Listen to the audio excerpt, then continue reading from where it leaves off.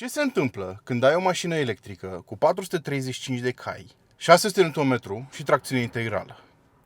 Păi se întâmplă că te poți distra foarte mult cu ea. Și principalul truc de petrecere, să spunem, este că poți să faci niște lansări fenomenale. Hai să vedem cum se descurcă mașina de astăzi în acest test.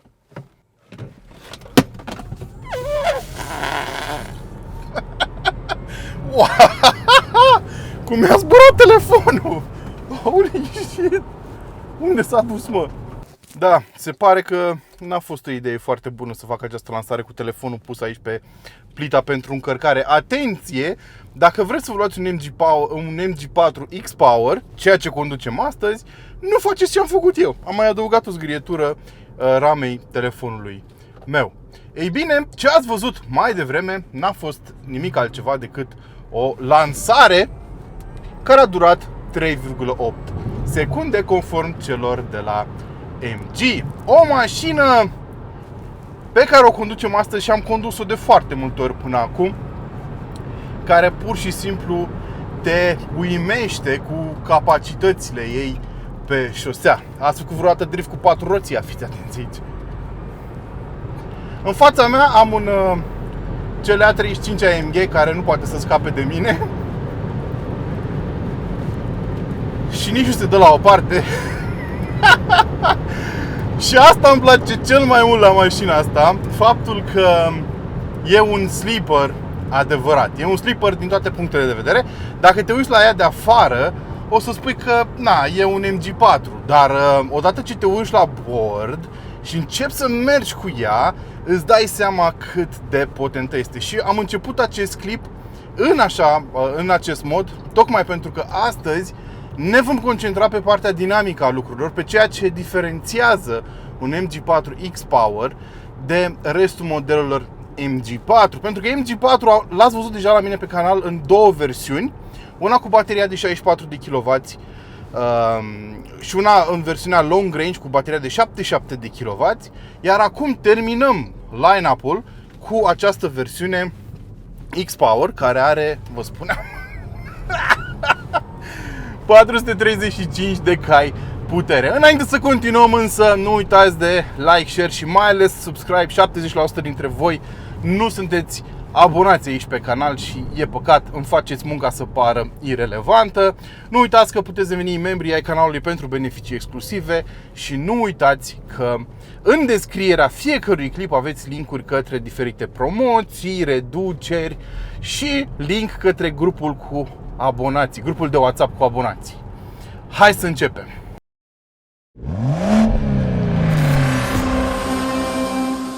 Ce conduc eu astăzi este nici mai mult, nici mai puțin decât campioana din 2024 a campionatului național de super slalom. Ce este campionatul național de super slalom? Este o competiție de îndemânare și agilitate, nu este una de tip raliu, da?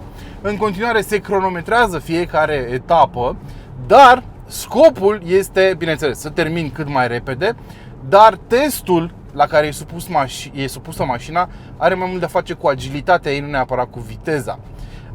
Iar MG4 X-Power are de toate. Din păcate, astăzi a cam plouat.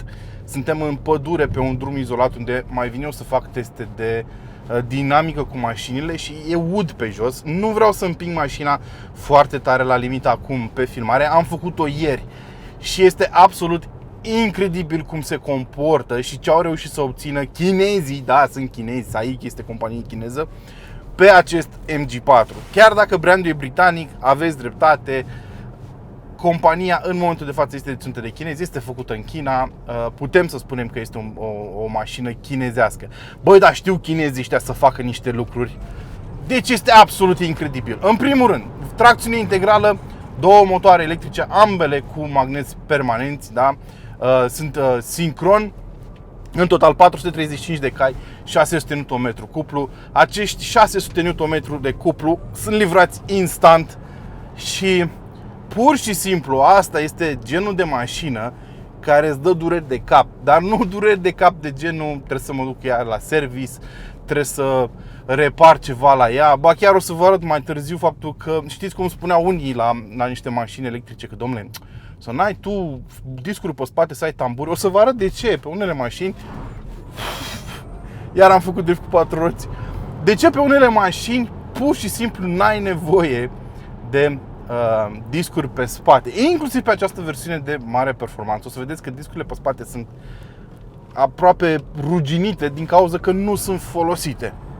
Pentru că în ciuda ceea ce îi crede, mașina asta este și destul de eficientă. Ca orice mașină electrică, va frâna regenerativ foarte mult. Și ăsta este unul dintre principalele avantaje ale mașinilor electrice comparativ cu mașinile termice, faptul că poți să recupereze multă energie care altfel pur și simplu s-ar pierde în neant. Ei bine, acest MG4 X-Power este absolut incredibil pe viteză. Deci este incredibil. Ce mă surprinde, cred, și mai mult este cât de bine au putut să facă această suspensie. Pentru că vorbim de o suspensie pasivă, nu vorbim de amortizoare adaptive, nu vorbim de nimic complicat și totuși cei de la MG au reușit să facă o suspensie care să fie și confortabilă și totuși să țină greutatea mașinii sub control.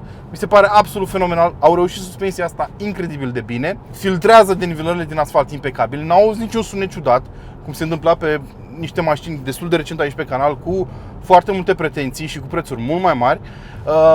Este fix ce trebuie. Așa ar trebui să fie o suspensie pasivă dacă vrei să împaci și capra și varza. Așa ar trebui să fie.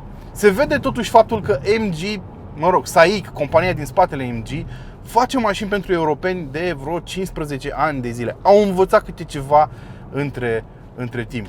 Ia să vedem. Ieșim din viraj. Blană, drift cu 4 roți. Deci ce se întâmplă? Când accelerezi tare pe ieșirea din viraj, în mod tradițional, în funcție de unde se duce puterea mașinii și de platforma pe care o folosește, vei avea ori oversteer, ori understeer, da? Adică, dacă ai o mașină cu tracțiune față, de cele mai multe ori mașina va subvira. Dacă ai o mașină cu tracțiune spate, de cele mai multe ori mașina va supravira. Dacă ai un sistem de tracțiune integrală bazat pe o platformă cu tracțiune față, de cele mai multe ori vei avea subvirare. Dacă ai un sistem de tracțiune integrală construit pe o mașină cu tracțiune predominant spate, de cele mai multe vei avea supravirare. Ei, uite și mașina de la Google. Nu, e Apple Maps. Ce tare. Ei bine, pe mașina asta, când accelerezi în viraj, mid-corner, da? Ce se întâmplă? Din cauza că ea are foarte mult cuplu și chiar și în linie dreaptă, dacă apeși brusc pe pedala de accelerație, anvelopele vor fi un pic depășite. Avem Bridgestone Potenza sau Turanza. Bridgestone Turanza, cred, pe mașina asta. Anvelopele vor fi un pic overwhelmed, vor fi un pic depășite de situație. Ei, și atunci vei derapa puțin, vei rupe un pic aderența. Când faci asta în viraj, mașina se simte de parcă pleacă cu toate cele 4 roți și face drift în direcția pe care o vrei tu. Deci este absolutamente genial cum se comportă acest X-Power. Nu mă așteptam să fie atât de distractivă la condus și, repet, nu numai în linie dreaptă. Asta este partea cea mai importantă, pentru că mașinile electrice sunt foarte impresionante, într-adevăr, în linie dreaptă, pentru că au cuplul ăla instant de partea lor. De multe ori au foarte multă putere și sunt acei silent deadly killers. Dar mașina asta știe și viraje, ceea ce pur și simplu m-a dat pe spate. Și încă o chestie care îmi place foarte mult este faptul că, ok, va consuma mai mult dacă te dai la ea. Dar partea genială este faptul că poți să mergi cât de cât economicos cu ea. Comparativ cu un MG4 cu un singur motor, da? Deci propulsie, practic. Mașina asta este mai grea, comparativ cu una cu baterie tot de 64 kW brut, da? E mai grea cu 128 de kg. Ajunge la 1803 kg la gol, comparativ cu un MG Power cu baterie de 64 și cu 200 și ceva de cai, care are un singur motor pe puntea spate și are 1675 de kg, da? Deci ai 128 de kg în plus pe mașina asta, pentru că ai un motor electric în plus. Probabil sunt și niște adaptări făcute, cablaje, chestii, socoteli, care dau un pic calculele peste cap. Ei bine, nu-i simți. Și am pus camera asta aici ca să se filmeze kilometrajul, pentru a vedea cât de repede cresc numerele de aici, din bord. Este absolutamente fenomenală mașina asta. Și ce îmi place cel mai mult la ea, dacă e să fiu cel mai sincer de pe planetă, este faptul că e un sleeper. Și o să coborâm din mașină și o să vă arăt exact la ce mă refer din acest punct de vedere. Așa cum vă spuneam, sunt un fan al mașinilor de tip sleeper.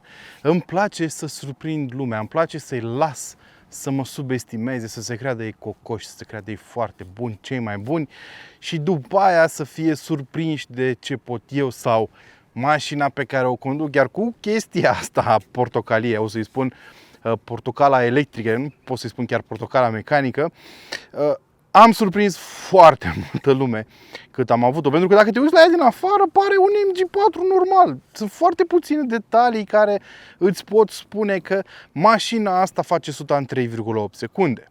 Foarte, foarte puține detalii. Mașina per total arată cam la fel ca un MG4 normal. N-ai nici măcar un sticker pe spate pe care scrie X-Power. Bine, noi avem aici unul pe care scrie X-Power Racing, pentru că vă spuneam, mașina asta a câștigat campionatul național de super slalom și, bineînțeles, cei de la MG vor să-și promoveze produsele. Este absolut normal. Dar dacă n-am avut stickerul ăsta, chiar glumeam cu niște prieteni aseară care spuneau că și-ar cumpăra un alt, o să vorbim și despre preț imediat, că ăsta este iar un atu al acestei mașini, spuneau că și-ar cumpăra un alt și-ar face o albă, cel mai banal alb, ar scrie pe ea, nu știu, Arabesc, Orbit, ceva, să pară că e o mașină de vânzări și să se plimbe așa prin oraș și să ademenească băieți șmecheri cu 530 de sau, nu, cu 535 de biturbo cu soft. Se știe că pe TikTok cel puțin aia e cea mai rapidă mașină din univers. Dacă vrei să diferențiezi mașina asta de un MG4 normal, ce trebuie să faci este să te uiți în primul rând la roți, la roțile de 18 și ce se ascunde în spatele lor. Avem etriere absolut uriașe cu aceeași culoare cu caroseria și pe care scrie X-Power și s-ar putea să-ți dea un pic de gândit când vezi atâta putere de frânare. În spate mi se pare foarte interesant, vă spuneam și mai devreme că discul ăsta este parțial nefolosit, aproape ruginit, în ciuda faptului că fix mașina asta, vă spuneam, este abuzată în campionat. Nu știu când o să public clipul, dar weekendul care urmează o să fie ultima etapă de super slalom și va concura acolo, fix așa cum o vedeți. Deci de pe stradă pusă pe circuit și a câștigat, mi se pare că are de 3 etape câștigate cu cel mai bun timp, mă rog, o nebunie. Da? Deci, pentru toți cei care au impresia că viața fără discuri pe spate este absurdă, că tamburii sunt împiți, că producătorii auto nu știu ce fac când pun tamburi pe spate, asta înseamnă o mașină electrică. Ea de cele mai multe ori nici nu va folosi frânele decât în situații de extreme, să spunem, și vei folosi frânare regenerativă foarte mult. Alt element care diferențiază mașina asta de un MG, să-i spunem, normal, este eleronul acesta din partea de sus a mașinii, dar în rest n-ai putea să spui că mașina asta face 100 în 3,8 secunde. Mai mult decât atât, eu v-am mai prezentat MG4 pe canal în mai multe versiuni. Deja acesta o să fie un clip ceva mai scurt, pentru că câte să vă mai și spun despre ea. Ce vreau să menționez este că poate că mașina asta, când o privești în viața reală, da, nu printr-un ecran, pare destul de mare. În ciuda faptului că ea e de fapt destul de mică, are doar un pic peste 4,2 metri lungime și pentru că are o platformă electrică la bază, are un amplasament destul de lung pentru acest segment, undeva la 2,7 metri. 2705 mm parcă.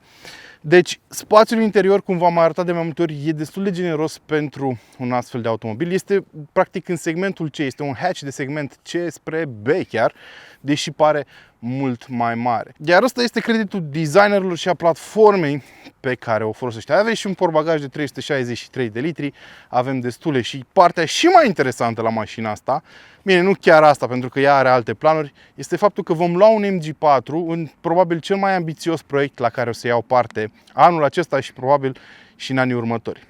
O să plec, v-am mai spus și în alte clipuri cu mașini electrice, o să plec într-o călătorie din București până la Lisabona cu 8 mașini electrice și o să încercăm să vedem cum arată un astfel de drum. Pentru că sunt mulți dintre voi, chiar și pe grupul de WhatsApp dedicat abonaților și comunității cu și despre mașini, sunt mulți dintre voi care spuneți, și dacă se descarcă, ce faci? Păi ce să faci? O încarci. Chiar azi am avut o discuție de genul ăsta. Și o să vedem ce înseamnă să faci un astfel de drum cu mașini pur electrice ce provocări înseamnă chestia asta, dar nu o să fie un clip doar despre mașini electrice. Apropo, facem o mică paranteză, mașina asta are o putere de încărcare maximă de 140 de kW listată în cartea tehnică. Unele au depășit și 140 de kW și se poate încărca de la 10 la 80% în undeva la jumătate de oră. Deci, clipul pe care o să-l facem nu o să fie doar despre mașini electrice, doctrină, chestii socoteli. O să includă foarte multe sfaturi practice pentru voi dacă vreți să faceți un astfel de road trip. Eu îmi doream de foarte mult timp să-l fac. Iată că s-a evit ocazia să-l fac și nu pe banii mei, ci chiar să creez conținut și să vă aduc vouă plus valoare. O să vedeți multe hoteluri foarte drăguțe în care puteți să stați, o să vedeți ce înseamnă drumurile, zone, peisaje, multe sfaturi de călătorie. Deci stați aici aproape pentru că la 1 octombrie plecăm în acest experiment și o să vreau să fac clipuri aproape zilnice cu experiența. Nu cred că o să-mi iasă, o să fac probabil 1 la 2 zile, dar o să vă țin la curent cu fiecare segment de drum pe care l-am parcurs. O să fie greu, o să fie zile în care o să conduc 1000 de kilometri fără oprire și ăsta chiar va fi un test extrem pentru mașinile electrice, așa cum le vedeți voi. Eu am o presimțire din experiența mea, pentru că am făcut deja capătul României cu mașini electrice, am făcut foarte multe clipuri în care v-am arătat cum stă infrastructura, timp de încărcare, timp de călătorie cu ele și așa mai departe. Inclusiv cu un MG4 am mers de la sudul extrem al țării până la nordul extrem al țării și a fost totul super în regulă. De cele mai multe ori, factorul limitator e omul. De cele mai multe ori, mașina s-a încărcat mai repede decât mi-am terminat eu pauzele.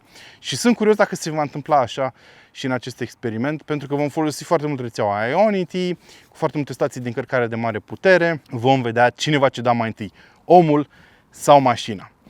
Acum, știu că până în acest punct am lăudat foarte mult mașina asta. Dar sunt și câteva lucruri care nu îmi plac la ea și o să le trecem pe toate în revistă acum, într-un mod așa a la Matt Watson Car Wow, pentru că sunt niște lucruri care eu personal aș vrea să le văd îmbunătățite pe facelift-ul mașinii. Țineți cont că MG4, deși a ajuns în România abia anul acesta, el a fost lansat în 2022 și urmează să primească un facelift cel mai probabil anul viitor și o să le spun celor de la MG ce mi-ar plăcea mie să îmbunătățească pe această mașină la facelift. Să vedem dacă se va și putea. În primul rând, cea mai frustrantă funcție a acestei mașini este modul în care funcționează secvența de pornire și de oprire. Acum mașina este încuiată și o să vă arăt exact cum se desfășoară acest proces atunci când te urci în mașină. Deci avem keyless entry pentru că X-Power vine dotat full.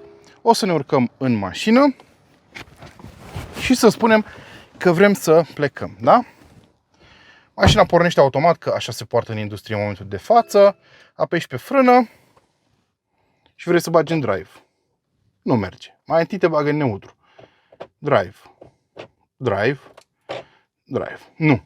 Și abia acum a pornit mașina și poți să o bagi în drive. Și partea de oprire este frustrantă, pentru că mașina o pui în parc, da? Și n-ai un buton de start-stop nicăieri. Pur și simplu, ca să oprești mașina, trebuie să te dai jos și să o încui și atunci se oprește. Chestia asta nu e pe gustul meu și mi-ar plăcea ca pe următorul model să avem un buton de start-stop clasic. Atenție, asta nu este o problemă doar a celor de la AMG. Mi se pare că producătorii auto se iau foarte mult unii după ceilalți în ziua de azi și chestia asta cu pornitul automat al mașinii când te așezi pe ea sau apeși pe o pedală mi se pare absolut inutilă și tâmpită. Nu mai devreme de săptămâna asta, acum câteva zile, am testat Audi Q6 și am uitat să spun asta în clipul cu Audi Q6, care are tot așa o metodă de pornire și de oprire care implică nimic. Din fericire, pe Audi Q6 ai butonul de start-stop, dar am observat o chestie. Dacă să spunem că aștepți pe cineva, da, ai parcat mașina, o oprești din buton, dacă te miști pe scaun, mașina pornește. Automat. Mi-ar plăcea să dispară chestiile astea de pe toate mașinile, nu numai de pe MG. Să avem o secvență clasică de pornire, nu mi se pare nimic greșit să apeși un buton ca să pornească mașina.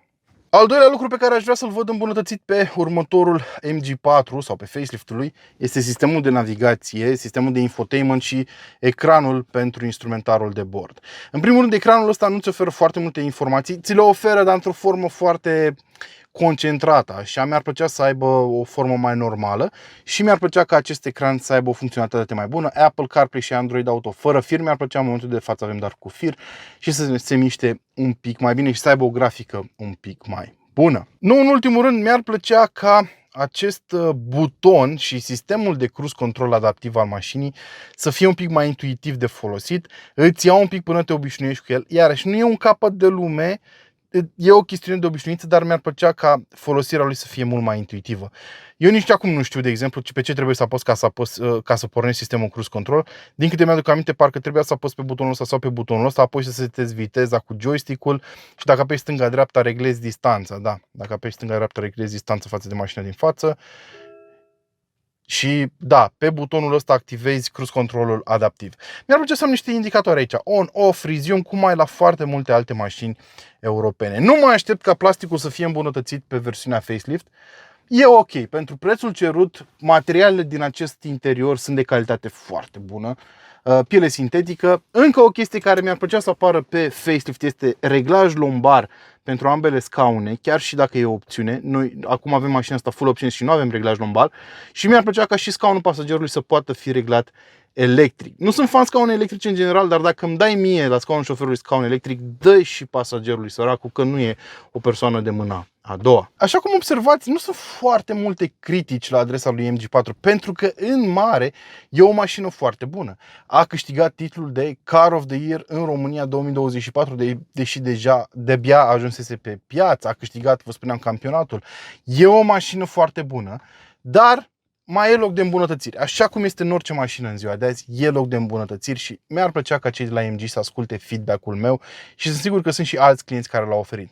Acestea fiind spuse, hai să ne punem puțin în mișcare, să tragem și niște concluzii și să vorbim despre cel mai important aspect, prețul. Hai să vedem cât durează un 70, 110. Hai să pun cruise control-ul, că avem cruise control adaptiv.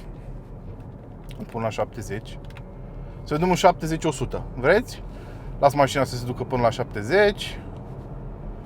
Bun, am ajuns la 70. Blană. Opa, 100. Hai să vedem un 100, 120. 120. Deci este ceva și țineți cont de faptul că comparativ cu MG4, celelalte versiuni de MG4, aici avem și o viteză mai mare de top, 200 de km pe oră. Bine, bineînțeles, dacă atingi 200 de km pe oră, bateria nu o să te țină foarte mult. A few hours later. Așa cum vă spuneam, prețul lui MG4 joacă un rol important. Și mi-am adus aminte de încă o chestie care mi-ar plăcea să fie îmbunătățită la facelift. Vizibilitatea în spate. Se pot face tetierele din spate rabatabile astfel încât să poți să vezi mai bine. Înțeleg că luneta este mică, dar dacă ai toate tetierele în locul lor normal, nu mai vezi mai nimic în spate. Deci, cum vă spuneam, prețul îl ajută pe MG4 foarte, foarte mult.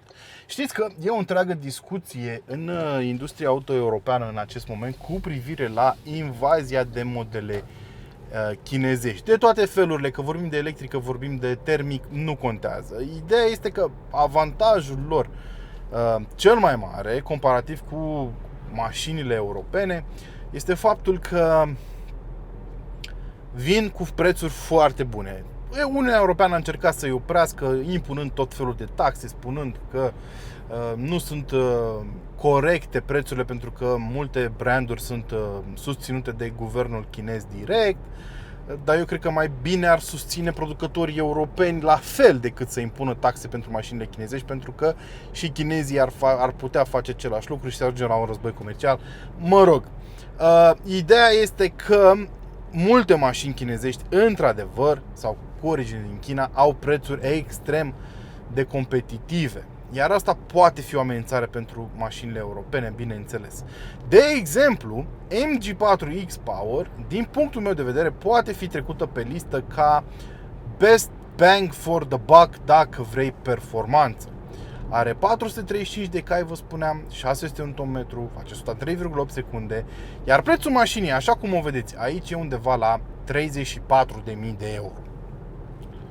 Și ca să fiu absolut sigur, o să scot oferta de aici, pentru că vreau să știu exact cât costă mașina asta, să nu fie niciun fel de eroare, că am mai greșit prețurile la mașini.